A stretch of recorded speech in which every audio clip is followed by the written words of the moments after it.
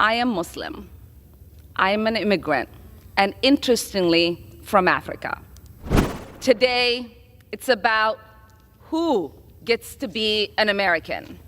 What opinions do we have to be counted? It is no accident that former President Donald Trump led a birther movement that falsely claimed he was born in Kenya.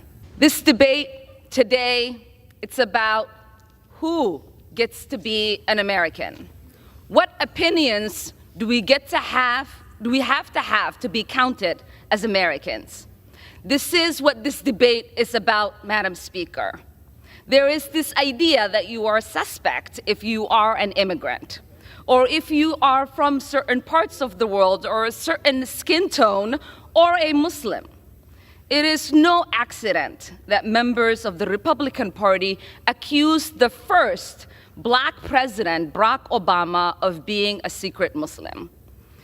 It is no accident that former President Donald Trump led a birther movement that falsely claimed he was born in Kenya.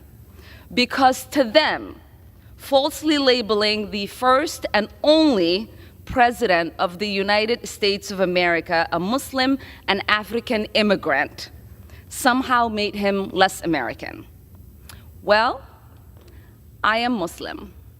I am an immigrant, and interestingly, from Africa. Is anyone surprised that I am being targeted? Is anyone surprised that I am somehow deemed unworthy to speak about American foreign policy, or that they see me as a powerful voice that needs to be silenced? Frankly, it is expected, because when you push power, power pushes back. Representation matters.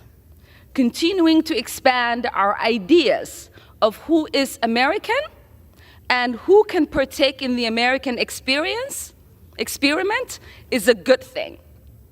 I am an American who was sent here,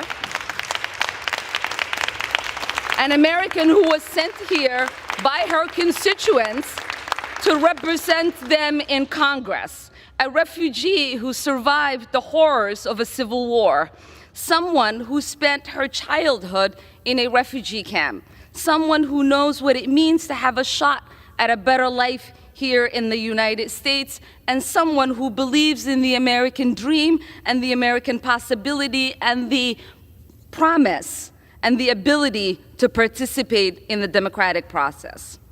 That is what this debate is about. There is an idea out there that I do not have objective decision making because of who I am, where I come from, and my perspective. But I reject that. We say there is nothing objective about policymaking. We all inject our perspective, our point of views, our lived experiences, and the voices of our constituents. That's what democracy is about. So what is the work of the Foreign Affairs Committee? It is not to co-sign the stated foreign policy of whatever administration is in power. It's about oversight. It's to critique and to advocate for a better path forward. But most importantly, it is to make the myth that American foreign policy is intrinsically moral a reality. So I will continue to speak up because representation matters.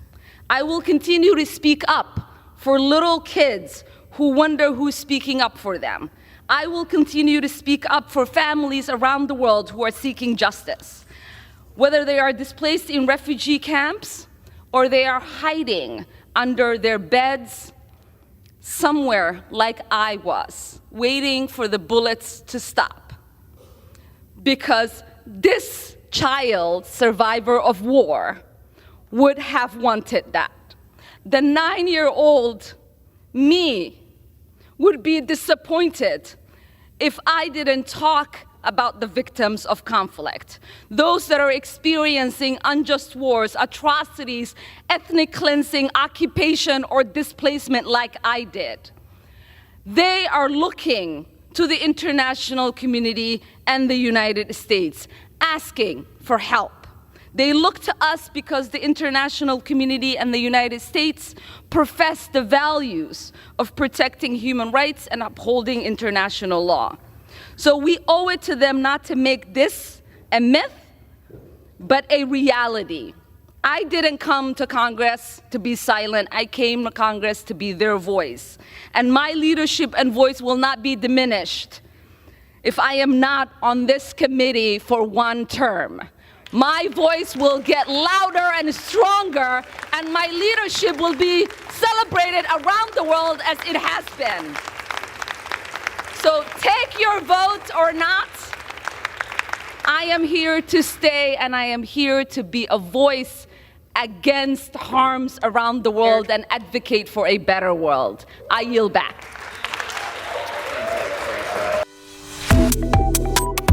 Subscribe to One India and never miss an update. Download the One India app now.